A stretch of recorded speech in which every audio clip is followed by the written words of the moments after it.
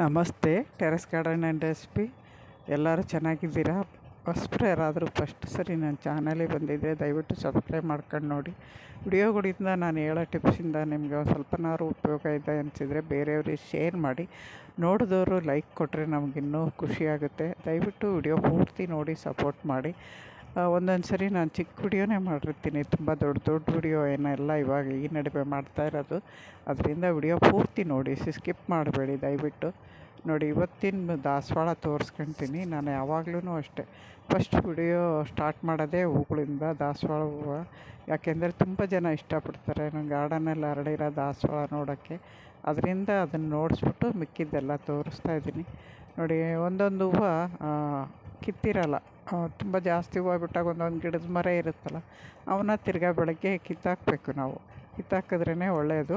ಇಲ್ಲಿ ನಾಟಿದಂತೂ ತುಂಬ ಚೆನ್ನಾಗಿ ಮೊಗ್ಗುಬಿಟ್ಟಿದೆ ಈ ಸರಿ, ಖುಷಿ ಆಯಿತು. ಆಮೇಲೆ ಇದು ದಪ್ಪದ ದಾಸವಾಳ, ಇದು ಸರಿನೂ ಚೆನ್ನಾಗಿ ಅರಳುತ್ತಾ ಇದೆ. ನಾಳೆ ಅರಳ್ಬೋದು, ತೋರಿಸ್ತೀನಿ ನಮಗೆ ನಾಳೆ ನೆಕ್ಸ್ಟ್ ವಿಡಿಯೋದಲ್ಲಿ ಅರಳಿದಾಗ ಅದಷ್ಟು ಚೆನ್ನಾಗಿರುತ್ತೆ ಅಂತ. ಇದು ಅಷ್ಟೇ, ಯಾವಾಗಲೂ ಹೋದ ವರ್ಷ ಒಂದೊಂದೇ ಹೂವು ಬಿಡ್ತಾಯಿತ್ತು. ಈ ಸರಿ ಸ್ವಲ್ಪ ರೀಪಾಟ್ ಮಾಡ್ಕೊಂಡಿದ್ದೆ. ಈ ಗಿಡ ಚಿಕ್ಕದು ಸಿಮೆಂಟ್ ಪಾಟಲ್ಲಿತ್ತು, ಅದರಿಂದ ಈ ಸರಿ ಚೆನ್ನಾಗಿ ಬೆಳ್ಕೊಂಡು ಹೂವು ಜಾಸ್ತಿ ಬಿಡ್ತಾಯಿದೆ. ಇವತ್ತು 3 ಹೂವು ಅಲ್ಲ 4 ಹೂವು ಅರಳಿದೆ. ಖುಷಿ ಆಯಿತು. ಒಂದೇ ಗಿಡದಲ್ಲಿ 4 ಹೂವು ನೋಡಿದಾಗ ನಮಗೆ ತುಂಬ ಖುಷಿ ಅನಿಸುತ್ತೆ. ಆಮೇಲೆ ಇದೊಂದು ಹೊಸದು ಒಂಥರ ದಪ್ಪ ಇದೆ ಹಂಗಿದೆ.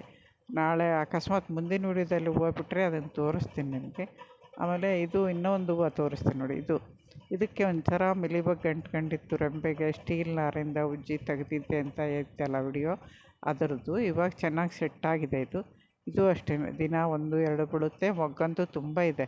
ಇದರಲ್ಲಿ ಎಲೆ ಮುದ್ರ ರೋಗ ಬಂದಿತ್ತು. ನಾನು ಎಲ್ಲ ಪೂರ್ತಿ ತೆಗೆದಾಕಿದ್ಮೇಲೆ ಮತ್ತೆ ಹೊಸ ಎಲೆ ಚಿಗುರಿ ತುಂಬ ಚೆನ್ನಾಗಿ ಬಿಡ್ತಾಯಿದೆ. ಇವಾಗ ನಾಗಸಂಪಿಗೆನೂ ಅಷ್ಟೇ ಹೂವು ಸ್ಟಾರ್ಟ್ ಆಗಿದೆ, ತೋರಿಸ್ತೀನಿ ನಿಮಗೆ.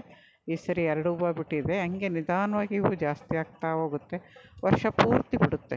ಒಂದು ಸರಿ ಆ ಹೂವು ಆಗಿರೋ ಬಂಚಸ್ ಆಗೋದ್ಮೇಲೆ ಕಟ್ ಮಾಡಿ ತೆಗೆದುಬಿಟ್ರೆ ನೆಕ್ಸ್ಟ್ ಅಲ್ಲಿ ಚಿಗುರು ಬಂದು ಹೂವು ಬಿಡುತ್ತೆ. ಈ ಥರ ನಾವು ಹೂವಿನ ಗಿಡಗಳಿಗೂ ಈ ಥರ ಗಮನ ಇಟ್ಕೊಂಡು ನೋಡ್ಕೊಂಡ್ರೆ ನಮಗೆ ಯಾವಾಗಲೂ ಬಿಡೋ ಹೂವಿನ ಗಿಡದಲ್ಲಿ ಕೂಡ ನಮಗೆ ಯಾವಾಗಲೂ ಹೂವು ಸಿಗ್ತಾ ಇರುತ್ತೆ.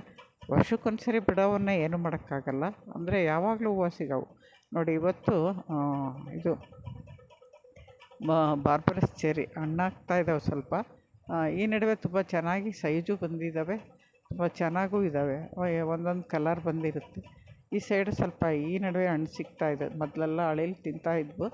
ಇಲ್ಲಿ ದಾಳಿಂಬೆ ಗಿಡದಲ್ಲೂ ಮೊಗ್ಗು ನೋಡಿ ಎಷ್ಟು ಸ್ಟಾರ್ಟ್ ಆಗಿದ್ದಾವೆ ಅಂತ ನೀವೇ ನೋಡಿ. ಇದು ರಿಪಾರ್ಟ್ ಮಾಡಾದಮೇಲೆ ಹೋದ ವರ್ಷ ಒಂದು ಹೂವನೂ ಅರಳಲಿಲ್ಲ, ಹೂವು ಬಿಟ್ಟರೂ ಉದುರೋಗೋದದು. ಅದರಿಂದ ನೀವು ಹಣ್ಣಿನ ಗಿಡದಾಗ ನೋಡಿಸ್ಕೋಬೇಕು.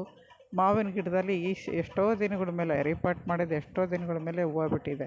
ಸ್ವಲ್ಪ ಲೇಟು ನಮ್ಮದರಲ್ಲಿ, ಆದರೆ ಈ ಸರಿ ತುಂಬ ಲೇಟಾಗಿದೆ. ನೋಡಬೇಕು ಇದರಲ್ಲೇನು ಕಾಯಿ ಬಿಡುತ್ತೋ ಇಲ್ವೋ, ಎಷ್ಟು ಕಾಯಿ ಬಿಡುತ್ತೋ ಗೊತ್ತಿಲ್ಲ. ಹೂವು ಎಲ್ಲ ಉದುರೋಗುತ್ತೋ, ಯಾಕೆಂದರೆ ಮೊದಲೊಂದು 2ನೇ ಸರಿ ರಿಪಾರ್ಟಿದ ಮಾವಿನ ಗಿಡದಲ್ಲಿ ಹೂವು ಆಗಿ ಎಲ್ಲ ಉದುರೋಯ್ತು. ಈ ಗಿಡದಲ್ಲಿ ಏನಾಗುತ್ತೋ ನೋಡೋಣ. ಯಾಕೆಂದರೆ ಕಾಯಿ ಆಗೋವರೆಗೂ, ಒಂದು ನಿಂಬೆಹಣ್ಣಿನ ಗಾತ್ರ ಕಾಯಿ ಆಗೋವರೆಗೂ ಇದಾಗಲ್ಲ. ಒಂದು ವೇಳೆ ನಮಗೆ ಚಿಕ್ಕ ಕಾಯಿ ಬಂದ್ರೂ ಅವೆಲ್ಲ ನಿಂತ್ಕೊಳ್ಳೆ ಅಂತ ಹೇಳೋಕ್ಕಾಗಲ್ಲ. ಇವಾಗ ಹೂವು ಸ್ಟಾರ್ಟ್ ಆಗಿದ್ದಾವೆ. ಹೂವು ಅರಳಿ ಎಲ್ಲ ಮಾಡಿ ಇದು ಮಾಡಿದ್ವು. ಆ ಮಾವಿನ ಗಿಡದಲ್ಲಿ ಮಳೆ ಬಂದರೆ ಹೂವು ಎಲ್ಲ ಉದುರುತ್ತೆ ಅಂತ ಹೇಳ್ತಾರೆ. ನೋಡೋಣ ಯಾವ ಥರ ಇದೆ ಅಂತ. ಹೋದ ವರ್ಷ ಒಂದು 6 ಹಣ್ಣು ಬಿಟ್ಟಿತ್ತು, 4 ಚಿಕ್ಕದಾಗಿ, ಇನ್ನೆರಡು ಒಂದೇ ಸೈಜು. ನಮಸ್ತೆ, ಇನ್ನೊಂದು ವಿಡಿಯೋದಲ್ಲಿ ಸಿಗ್ತೀನಿ.